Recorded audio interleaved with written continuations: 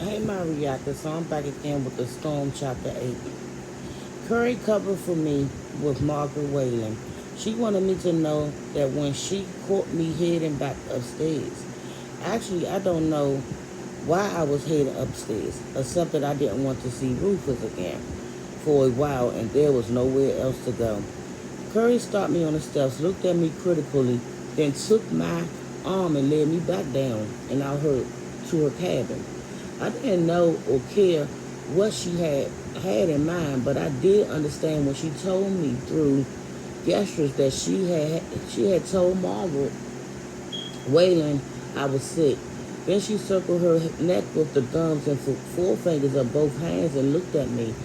I saw, I said, Tess and two others. I drew a rag breath. I thought that was over on this plantation. I thought it died with Tom Whalen. Curry shrugged. I wish I had left Rufus laying in the mud, I said. To think I saved him so he could do something like this. Curry caught my wrist and shook her head.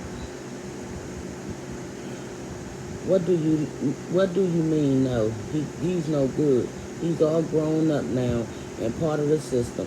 He could feel for us a little when his father was running things when he was entirely free himself, but now he's in charge, and I guess he had to do something right away to prove it. Curry clasped her hands around her neck again. Then she drew closer to me and clasped them around my neck. Finally, she went over to the crib that her youngest child had recently outgrown and there clasped her hands again, leaving enough of an open circle for a small neck. She straightened and looked at me. Everybody, I asked. She nodded, gestured wildly with her arms as though gathering a group around her. Then, once again, her hands around her neck.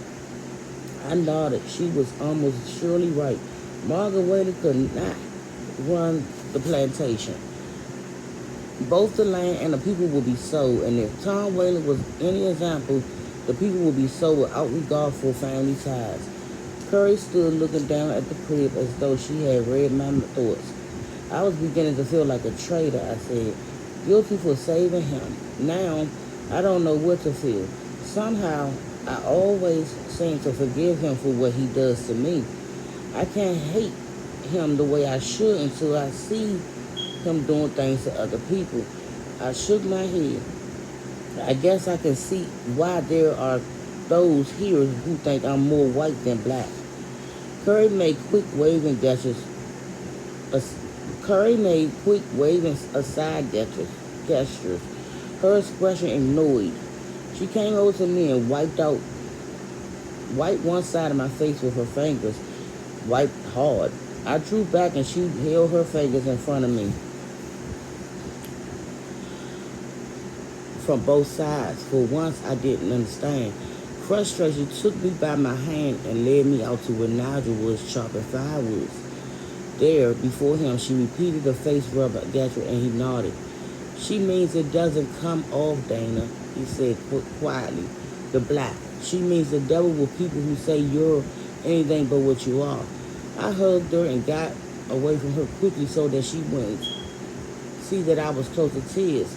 I went to Margaret Whalen, and she just had her medicine. Being with her at such times was like being alone, and being alone was just what I needed. Okay, I'm going to do chapter 9 with this. I avoided Rufus for 3 days after the sale. He made it easy for me. He avoided me too. Then on the fourth day, he came looking for me.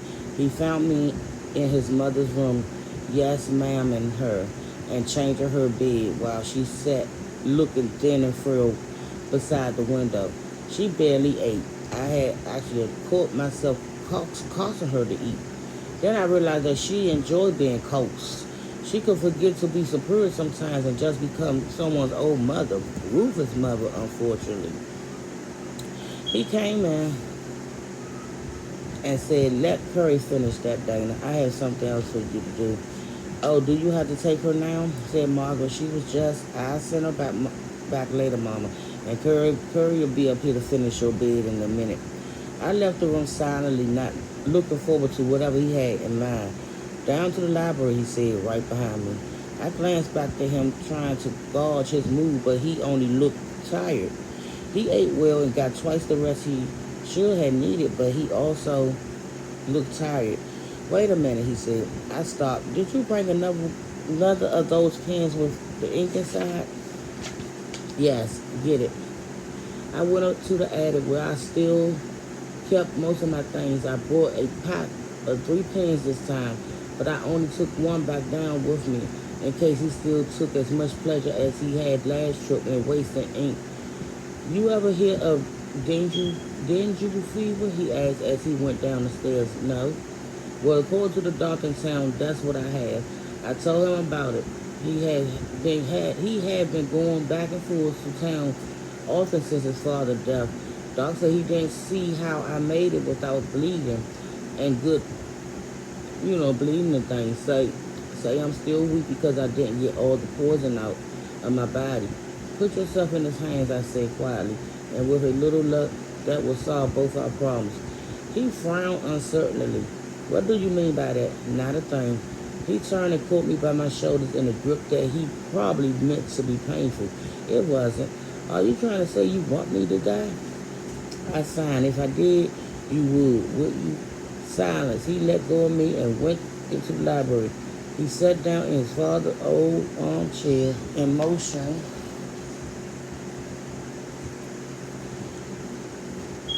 me into a hard chair nearby, which was one step up from his father, who had always made me stand before him, like a school kid sent to the principal's office. If you think that little cell was bad, and Daddy really had already arranged it, you better make sure nothing happens to me. Rufus leaned back and looked at me wearily. Do you know what will happen to the people here if I die? I nodded. What bothers me? I said, it's what's going to happen to them if you live. You don't think I'm going to do anything to them, do you? Of course you are. And I have to watch and remember and decide when you're gone too far. Believe me, I'm not looking forward to the job. You take a lot on yourself. None of it was my idea. He muttered something inaudible and probably crazy. You ought to be in the fields, he added. God knows why I didn't leave you out there. You would have learned a few things. I would have been killed. You would have had to start taking very good care of yourself. I shrugged. I don't think you had the knack. Damn it, Dana. What's the good of sitting here trading threats? I don't believe you want to hurt me any more than I want to hurt you. I said nothing. I brought you down here to write a few letters for me, not fight with me. Letters, I nodded. I tell you, I hate to write. Don't mind reading so much, but I hate to write. You didn't hate it 6 years ago. I didn't have to do it then. I didn't have 8 or 9 people all want answers, and I want them now. I twist the pen in my hands. You'll never know how hard I work in this house in my own time to avoid doing jobs like this. He grinned subtly. Yes, I do. Kevin told me. He told me about the books you wrote too, your own books. That's how he and I earn our living. Yeah, well, I thought you might miss it. Writing your own things, I mean. So I got enough paper for you to write for both of us. I looked at him, not quite sure I heard right. I had read that paper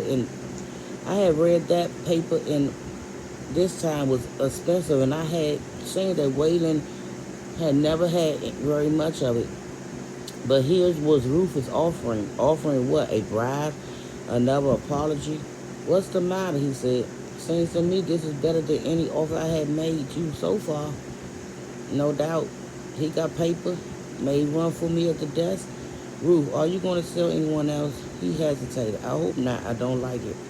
What's the hope? Why can't you just not do it? Another hesitation. Daddy left debts, Dana. He was the most careful man I know with money, but he still left debts. But won't your crop pay them now? Some of them. Oh. What are you going to do? Get somebody who make her living by writing to write some very persuasive letters. So, y'all.